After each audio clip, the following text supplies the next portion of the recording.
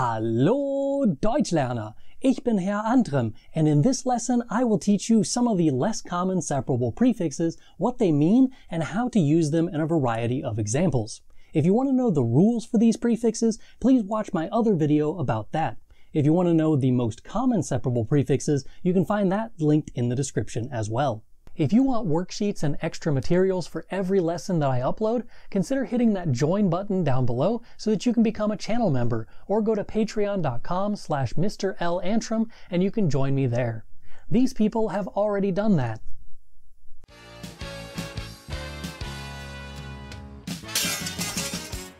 The first prefix is auseinander. It's pretty easy to understand. It generally is translated with the word apart. This is very clear in verbs like auseinanderfallen, which means to fall apart. It's less apparent in verbs like auseinandersetzen, which means to confront or deal with. Take this verb apart and you'll see how it works, however. I've already said that auseinander means apart. The verb setzen means to set or put. You are literally setting it apart. Here are a few examples of this prefix in action. Auseinanderfallen, to fall apart. Dieses Buch fällt auseinander. Auseinanderbauen, to dismantle or take apart. Mehr Arbeitsspeicher in meinem Computer zu installieren, muss ich ihn zuerst auseinanderbauen. In order to install more RAM in my computer, I have to take it apart first. Auseinandersetzen, to confront or deal with. Der Politiker musste sich mit der Realität der Situation auseinandersetzen. The politician had to confront the reality of the situation. Tragen Sie eine Maske, wenn Sie nicht zu Hause sind. Wear a mask if you are not at home. The next prefix is empor, which indicates an upward movement towards the top of something or the highest point possible. Emporheben, for example, means to lift up and is often used with religious connotation of things going towards heaven, such as blessings or praise. Here are some examples of this prefix. Emporheben, to lift up. Die besten Menschen heben ihren Blick zu geistigen Höhen empor. The best people turn their gaze to spiritual heights. Emporstreben, to aspire to a high level. Kleine Kinder glauben oft daran, dass sie zu grenzenlosen Höhen emporstreben können. Small children often believe that they can aspire to infinite or limitless heights. Emporsteigen, to climb to a high level. Bane steigt aus dem Abgrund empor. Bane climbs out of the pit. This prefix also indicates motion, but this time it's towards something or against something. This doesn't have to mean literally against something like some of you might think. For example, entgegenkommen means to meet, as it's kind of like you're coming towards someone until you're against them. So here are a few examples of entgegen. Entgegenkommen, to come to meet. Batman kommt Bane entgegen. Batman comes to meet Bane. It can also mean that Batman tries to please Bane in order to compromise with him. Kommt ihm beim Vertragsinhalt entgegen. He accommodates him in the content of the contract. Entgegennehmen, to receive or accept. Der durstige Kunde nimmt das Wasser mit Dank entgegen. The thirsty customer accepts the water with thanks. Entgegensetzen, to resist or oppose. This verb is actually saying that you are putting something in the path of something else. The setzen part tells you that it's placing something. The entgegen part tells you where it's being placed. As I mentioned, entgegen means towards something or against something. That means that whatever the object of the sentence is being placed towards something else.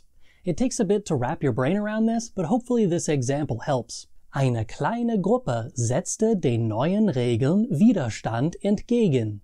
A small group opposed the new rules. You may recognize entlang as a preposition as it's generally listed with the accusative prepositions. This is slightly confusing as it's actually more than likely being used in those examples as a prefix to whatever the verb is. Whenever it's actually used as a preposition, entlang requires the genitive case. The prefix entlang means along and can be seen in the following examples. Entlang laufen, to walk along. Wir laufen diese Straße entlang. We are walking along this street. Entlangblicken, to look along, or to look at something from one end to the other. Der Polizist blickt den Bus entlang.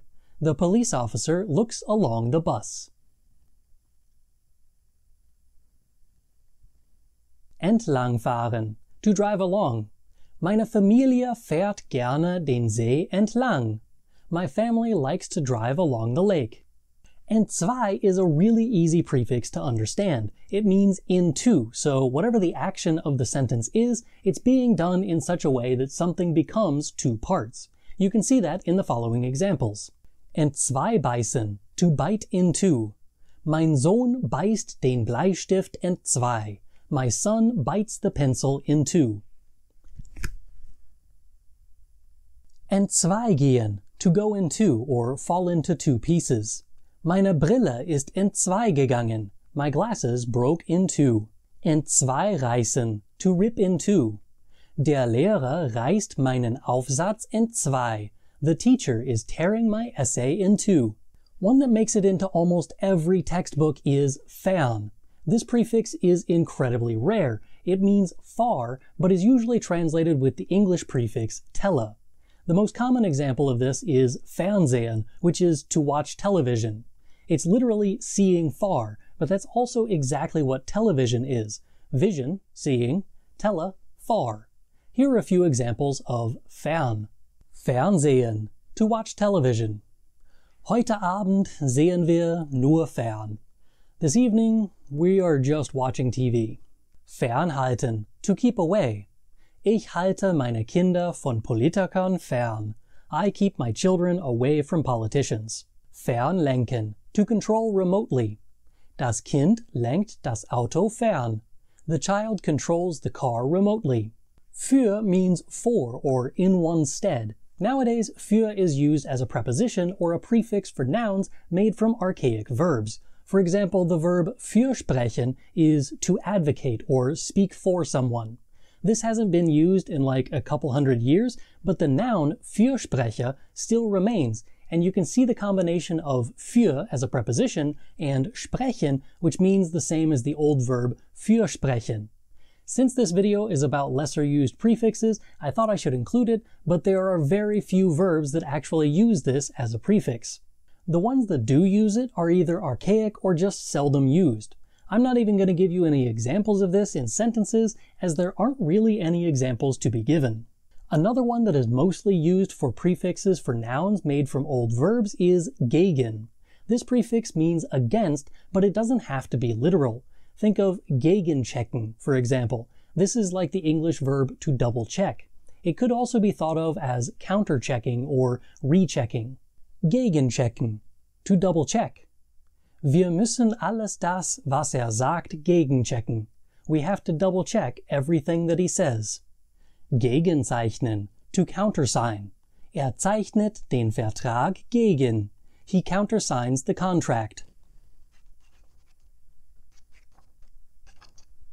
As a preposition, gegenüber means across from.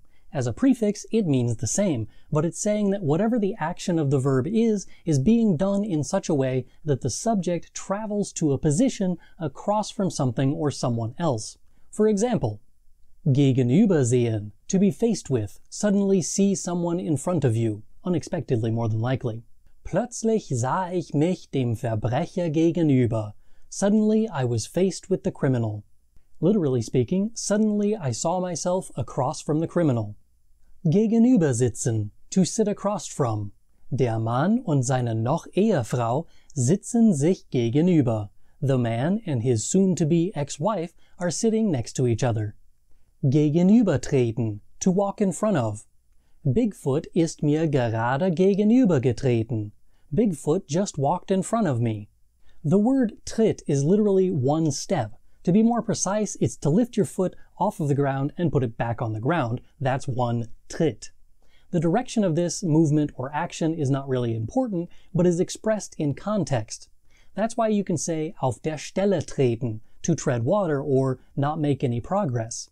Jemanden treten is to kick someone. Zurücktreten is figuratively to resign and literally to step back. Treten is the sequence of doing Tritte or steps. If you use the verb gegenübertreten, you are stopping in front of someone else. Bigfoot didn't continue walking after he stepped in front of me, he just kinda stood there for a bit. The prefix heim isn't very common. It simply means home, so there's a finite number of verbs that you can use it with. You can go home, drive home, fly home, and so on, but that's pretty much the extent of it. Here are a few examples. Heimgehen, to go home. Ich gehe jetzt heim. I am going home now. Heimbringen, to bring home. Wir bringen morgen unseren neuen Hund heim. Tomorrow we are bringing our new dog home. Heimführen, to lead home. Ich war so müde, dass mein Hund mich heimführen musste. I was so tired that my dog had to lead me home.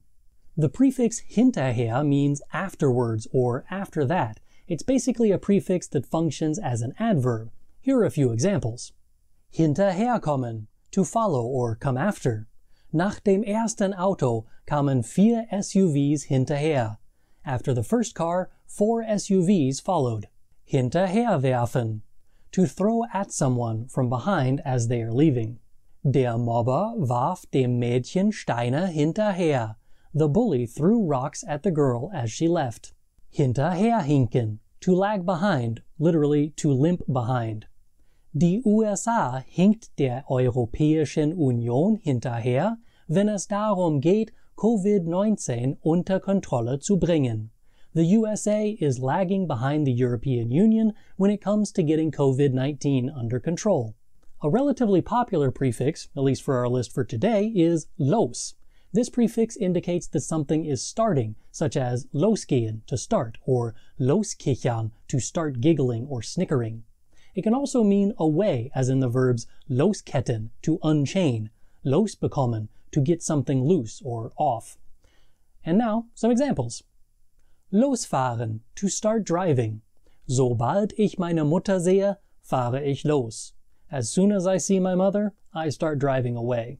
Losbekommen, to get something loose or off. Mein Vater konnte den Deckel nicht losbekommen. My father couldn't get the lid loose or off. Losbinden, to untie or let loose. Der Jäger bindet den Fuchs los.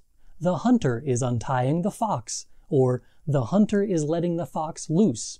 If you are familiar with the preposition neben, which means next to, you'll understand this prefix pretty easily. It indicates that 2 or more things are immediately adjacent to one another. As the prefix gegen and für, this prefix neben is mostly used for nouns now. It can be created with verbs, however.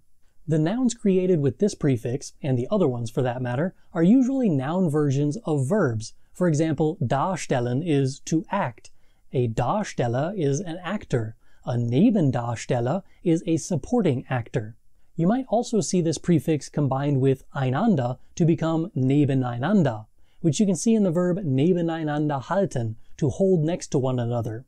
All of the other verbs like this are incredibly similar. Nebeneinander sitzen, to sit next to one another. Nebeneinander stellen, to place next to one another, and so on. You get the idea. Here are some examples for good measure. Nebeneinander halten, to hold next to one another. Der Verkäufer hält die Ohrringe zum Vergleich nebeneinander. The salesperson holds the earrings next to each other for comparison. Nebeneinander sitzen, to sit next to one another. Meine Eltern verweigern, nebeneinander zu sitzen. My parents refuse to sit next to each other. Nebeneinander stellen, to place next to one another. Der Kellner stellt die Gläser nebeneinander. The waiter puts the glasses next to each other. The prefix nieder indicates a downward direction. This is apparent in verbs like niederbeugen, to bow down, or niederbrennen, to burn down. Here are some examples. Niederbrennen, to burn down. Tina Weymouth brennt das Haus nieder. Tina Weymouth is burning down the house. Niederdrücken, to turn or push downwards. Als ich die Türklinke niederdrückte, sah ich den Schatten hinter mir. As I turned the door handle, I saw the shadow behind me. To add the idea of continuation or onwards motion, use the prefix weiter. For example, weiterfahren, to drive on or continue driving. Nachdem wir getankt haben, sind wir weitergefahren. After we filled up on gas, we drove on or continued driving. Weiterziehen, to move on or continue on. Die Nomaden zogen weiter. The nomads continued on. Weitersprechen, to continue talking. Nachdem einen Schluck Wasser getrunken hat, hat weitergesprochen. After he took a drink of water, he continued drinking. The word zurück means back. As a prefix, it means to return to the origin or go back to where something previously was. For example, zurückkommen, to come back. Sie kamen 3 Uhr morgens von der Party zurück. They came back from the party at 3 a.m. Zurückbringen, to bring back. Mein Nachbar hat meine Werkzeuge nicht zurückgebracht. My neighbor didn't bring back my tools. Zurückhalten, to hold back or restrain. Der Biergarten hält €1 als Pfand zurück. The beer garden keeps €1 as a deposit. The prefix zusammen means together, so whatever the action of the verb is, it brings two or more things or people towards each other. For example, zusammensitzen, to sit together. Der Kellner schiebt die 2 kleinen Tische zusammen, damit wir alle zusammensitzen können.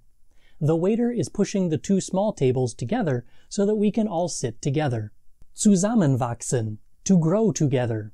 Es dauerte 6 Wochen, bevor mein Beinknochen wieder zusammenwuchs.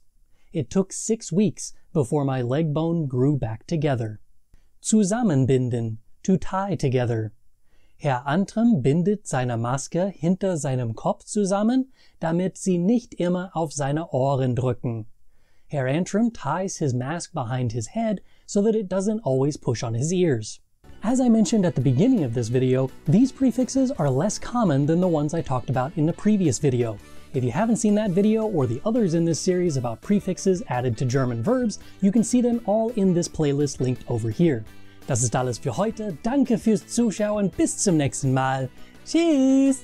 Tragen Sie eine Maske.